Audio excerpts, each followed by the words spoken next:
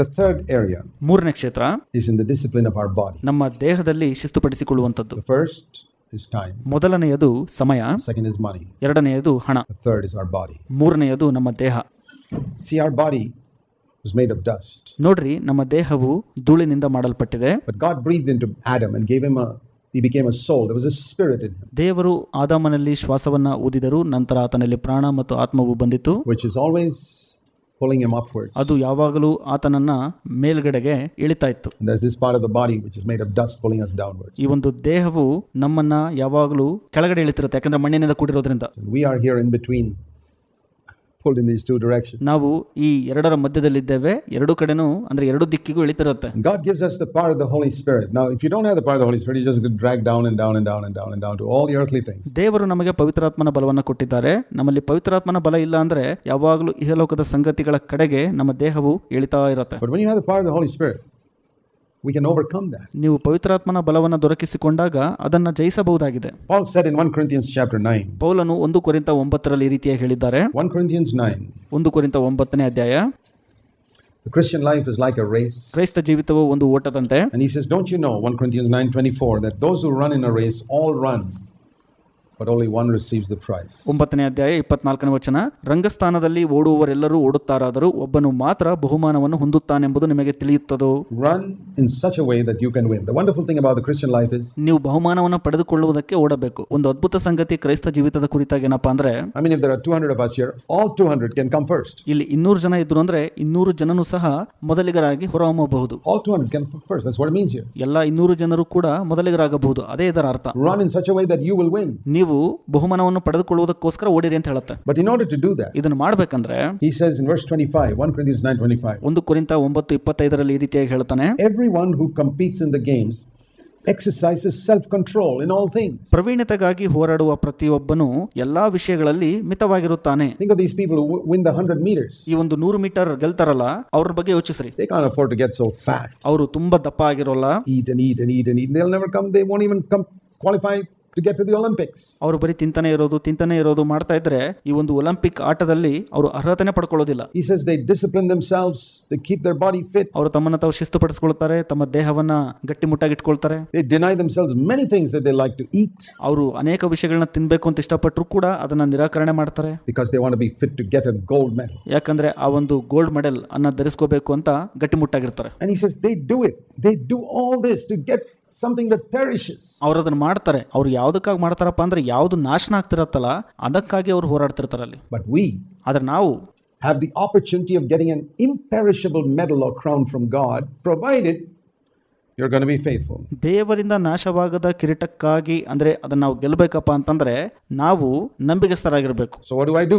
ನಾನು ಹಾಗಾದ್ರೆ ಏನ್ ಮಾಡ್ಬೇಕು? Verse 27, I discipline my body. 27ನೇ ವಚನ, ನನ್ನ ದೇಹವನ್ನ ದಂಡಿಸಿಕೊಳ್ಳಬೇಕು ಅಥವಾ ಅಧೀನತೆಯಲ್ಲಿ ಇಟ್ಟುಕೊಳ್ಳಬೇಕು. And so that after I preach to others, I'm not disqualified. ನಾನು ಬೇರೆಯವರಿಗೆ ಸಾರಿದ ಮೇಲೆ ಯಾವ ವಿಧದಲ್ಲಿಯೂ ನಾನು ಭ್ರಷ್ಟನಾಗಬಾರದು. I want to encourage you, my brothers. ನಾನು ನಿಮಗೆ ಪ್ರೋತ್ಸಾಹ ಪಡಿಸ್ತೀನಿ ಪ್ರಿಯ ಸಹೋದರರೇ, in this new year, ಈ ಒಂದು ಹೊಸ ವರ್ಷದಲ್ಲಿ to eat a little less than you ate in 2009. ಹಳೆಯ ವರ್ಷ ಅಂದ್ರೆ 2009ಕ್ಕಿಂತ ಸ್ವಲ್ಪ ಮಿತವಾಗಿ ತಿನ್ರಿ. You won't die. ನೀವು ಸಾಯೋದಿಲ್ಲ. You'll be much healthier. ನೀವು ಹೆಚ್ಚು ಆರೋಗ್ಯಯುತವಾಗಿ ಇರ್ತೀರಿ. I want to encourage you to fast, not every day. ನಾನು ನಿಮಗೆಲ್ಲರಿಗೂ ಪ್ರೋತ್ಸಾಹ ಪಡಿಸ್ತೇನೆ, ಉಪವಾಸವನ್ನು ಅಭ್ಯಾಸ ಮಾಡ್ಕೊಳ್ರಿ ಅಂತ. ಪ್ರತಿದಿನ ಅಲ್ಲ, try once a month. ಪ್ರಯತ್ನಿಸ್ರಿ, ತಿಂಗಳಿಗೆ ಒಂದು ಬಾರಿ. If you haven't done it before, start with one meal, skip a meal, skip fast and say, Lord, ನೀವು ಹಿಂದೆ ಯಾವತ್ತೂ ಮಾಡಿಲ್ಲ ಅಂದ್ರೆ ಒಂದು ಊಟವನ್ನ ಬಿಡ್ರಿ, ಹೇಳ್ರಿ ಕರ್ತನೇ, I want to devote myself to you. I want to one of the there are a number of blessings that come from fasting. ಕರ್ತರೆ, ನಾನು ನಿನಗಾಗಿ ಭಕ್ತಿಯನ್ನು ತೋರಿಸಬೇಕು ಸ್ವಾಮಿ ಇದರಿಂದ ಅಂತ ಹೇಳ್ರಿ. ನೀವು ಉಪವಾಸ ಮಾಡೋದ್ರಿಂದ ಅನೇಕ ಆಶೀರ್ವಾದಗಳು ಬರ್ತವೆ. One is it breaks the slavery to food that we have. ಒಂದು, ನಾವು ಆಹಾರದ ಕಡೆಗೆ ಹೊಂದಿರುವಂತ ಆ ಒಂದು ದಾಸತ್ವದಿಂದ ಬಿಡುಗಡೆಗೊಳಿಸುತ್ತದೆ. There are different types of fasts. ಬೇರೆ ಬೇರೆ ರೀತಿಯ ಉಪವಾಸಗಳು ಇರ್ತವೆ. You can fast, for example, say Daniel once fasted for 3 weeks saying, ನೀವು ಉಪವಾಸ ಮಾಡಬಹುದು. ಒಂದು ಉದಾಹರಣೆ ಏನಪ್ಪಾ ಅಂದ್ರೆ, ದಾನಿಯೇಲನು ಒಂದು ಬಾರಿ 3 ವಾರ ನಾನು ಉಪವಾಸ ಮಾಡ್ತೀನಿ ಅಂತ ಹೇಳ್ತಾನೆ. I will not eat any tasty food for 3 weeks. 3 ವಾರಗಳ ಕಾಲ ನಾನು ರುಚಿಯಾದ ಪದಾರ್ಥಗಳನ್ನ ತಿನ್ನೋದಿಲ್ಲ ಅಂತ ಹೇಳ್ತಾನೆ. I want to seek God for something in this time. ಈ ಒಂದು ಸಮಯದಲ್ಲಿ ನಾನು ದೇವರನ್ನ ಈ ಒಂದು ವಿಷಯಕ್ಕಾಗಿ ಹುಡುಕ್ತೀನಿ ಅಂತ ಹೇಳ್ತಾನೆ. He ate a little bit, ಆತನ ಬಳಿ ಸ್ವಲ್ಪವಿತ್ತು, but maybe avoided all meat and whatever was the equivalent of ice cream and all in those days. ಆದರೆ ಆ ಮಾಂಸವನ್ನು ಬೇಯಿಸುವಂಥದ್ದು ಅಥವಾ ಆ ಸಮಯದಲ್ಲಿ ಐಸ್ ಕ್ರೀಮಿಗೆ ಸಮವಾಗಿರುವಂಥ ಪ್ರತಿಯೊಂದನ್ನು ಕೂಡ ಆತನು ತ್ಯಜಿಸಿದ್ದನು. And discipline himself so the different ways. ತನ್ನನ್ನು ತಾನು ಬೇರೆ ಬೇರೆ ವಿಧದಲ್ಲಿ ಶಿಸ್ತನ್ನು ಪಡಿಸಿಕೊಳ್ಳುತ್ತಾನೆ. And then of course this you can fast completely, but ನಂತರ ನೀವು ಆ ಒಂದು ಉಪವಾಸವನ್ನು ಸಂಪೂರ್ಣಗೊಳಿಸಬಹುದು. please drink plenty of water when you fast. That's important. ಆದರೆ ಉಪವಾಸ ಮಾಡುವ ಸಂದರ್ಭದಲ್ಲಿ ಚೆನ್ನಾಗಿ ನೀರನ್ನು ಕುಡಿಯಿರಿ. And start with one day a month. ತಿಂಗಳಲ್ಲಿ ಒಂದು ಬಾರಿ ಇದರಿಂದ ಪ್ರಾರಂಭಿಸಿರಿ ಸಾಕು. And say, Lord, particularly if you get a holiday or something. ಹೇಳ್ರಿ ಕರ್ತರೆ, ಅಂದ್ರೆ ನಿಮಗೆ ರಜಾ ದಿನ ಅಂತ ಇರುತ್ತಲ್ಲ ಆ ಸಮಯ ಉಪಯೋಗಿಸ್ಕೊಳ್ರಿ. You don't have to go to work. ನೀವು ಆ ದಿನ ಕೆಲಸಕ್ಕೆ ಹೋಗೋ ಅವಶ್ಯಕತೆ ಇರೋಲ್ಲ. You say, Lord, I want to skip my meals today and spend a little of that time. ಕರ್ತರೆ, ನಾನು ಊಟವನ್ನು ತ್ಯಜಿಸಿ ಆ ಒಂದು ಸಮಯವನ್ನ ಇದಕ್ಕಾಗಿ ವ್ಯಯಿಸ್ತೀನಿ. ನಾನು listening to some message or reading the Bible and spending a little more time in prayer. ಸಂದೇಶ ಕೇಳಿಸಿಕೊಳ್ಳೋದು ಅಥವಾ ವಾಕ್ಯವನ್ನು ಓದೋದು ಅಥವಾ ಪ್ರಾರ್ಥನೆಯಲ್ಲಿ ಸಮಯ ಕಳೆಯೋದು. Perhaps asking God to answer some particular burden you have. ನಿಮಗೆ ಯಾವುದಾದ್ರೂ ವಿಷಯವಾಗಿ ಭಾರ ಇತ್ತು ಅಂದ್ರೆ ಅದನ್ನ ದೇವರ ಬಳಿ ಕೇಳುವುದಕ್ಕೆ ಆ ಸಮಯವನ್ನು ಉಪಯೋಗಿಸ್ಕೋಬೇಕು ನೀವು. Some problem that's not being solved. ಏನೋ ಒಂದು ಸಮಸ್ಯೆ ಇರುತ್ತೆ, ಅದಕ್ಕೆ ಪರಿಹಾರ ದೊರಕಿರೋದಿಲ್ಲ ಇನ್ನೂ ಆದ್ರೂ ಕೂಡ. Remember once when the disciples couldn't cast out a demon. ಒಂದು ಬಾರಿ ಶಿಷ್ಯರು ದೆವ್ವವನ್ನು ಓಡಿಸಲು ಆಗಿರಲಿಲ್ಲ ಅವ್ರ ಕೈಲಿ. And their father brought the boy to Jesus and said, I brought him to your disciples. They couldn't do anything. ಒಬ್ಬ ತಂದೆ ಆ ಮಗನನ್ನ ಯೇಸುವಿನ ಬಳಿ ಕರ್ಕೊಂಡು ಹೋಗಿ ಹೇಳ್ತಾನೆ, ನಿಮ್ಮ ಶಿಷ್ಯರ ಬಳಿ ಕರ್ಕೊಂಡು ಹೋಗಿದ್ದೆ, ಅವ್ರ ಕೈಲಿ ದೆವ್ವ ಬಿಡಿಸಕ್ ಆಗ್ಲಿಲ್ಲ ಅಂತ. Jesus said, cast out the demon in one word. ಒಂದೇ ಒಂದು ಮಾತಿನಲ್ಲಿ ಯೇಸು ಸ್ವಾಮಿ ದೆವ್ವವನ್ನು ಬಿಡಿಸ್ತಾರಲ್ಲಿ. The disciples asked, why couldn't we do it? ಯಾಕೆ ಅದನ್ನ ನಾವು ಮಾಡ್ಲಿಕ್ಕೆ ಆಗ್ಲಿಲ್ಲ ಅಂತ ಶಿಷ್ಯರು ಕೇಳ್ತಾರೆ. And Jesus said, some demons are a little stronger than others.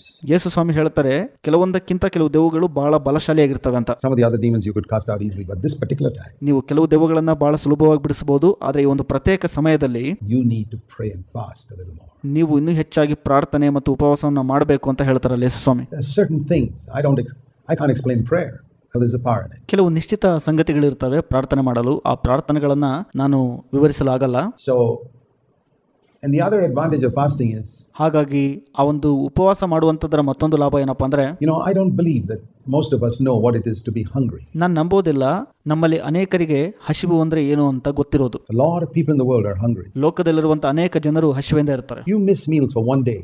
Just one day. ನೀವು ಕೇವಲ ಒಂದೇ ಒಂದು ದಿನ ಒಂದು ಊಟವನ್ನು ತಪ್ಪಿಸಿ ನೋಡ್ರಿ. And you'll know what hunger is like. ಆ ಒಂದು ಹಸಿವೆ ಅಂದ್ರೆ ಏನು ಅಂತ ನಿಮಗೆ ಗೊತ್ತಾಗ್ಬಿಡುತ್ತೆ. You miss it for 2 days, you'll see what many people in our country are facing. 2 ದಿನ ನೀವು ತಪ್ಪಿಸಿಕೊಂಡ್ರೆ ನಮ್ಮ ದೇಶದಲ್ಲಿ ಅನೇಕ ಜನರು ಇದನ್ನ ಪ್ರತಿದಿನ ಎದುರಿಸ್ತಿರ್ತಾರೆ. When they can't get food to eat. ಅವರು ಊಟವನ್ನ ಕೊಂಡುಕೊಂಡು ತಿನ್ಲಿಕ್ಕೆ ಆಗ್ತಿರಲ್ಲ ಅವ್ರ ಕೈಲಿ. I want to encourage you to be disciplined in the area of eating especially. ನಾನು ನಿಮಗೆ ಪ್ರೋತ್ಸಾಹ ಪಡಿಸ್ತೇನೆ, ಊಟ ಮಾಡುವಂತ ಕ್ಷೇತ್ರದಲ್ಲಿ ನೀವು ಸ್ವಲ್ಪ ಶಿಸ್ತುಪಡಿಸ್ಕೋಬೇಕು ಅಂತ. I believe that many of us will get victory over the lusting of our eyes.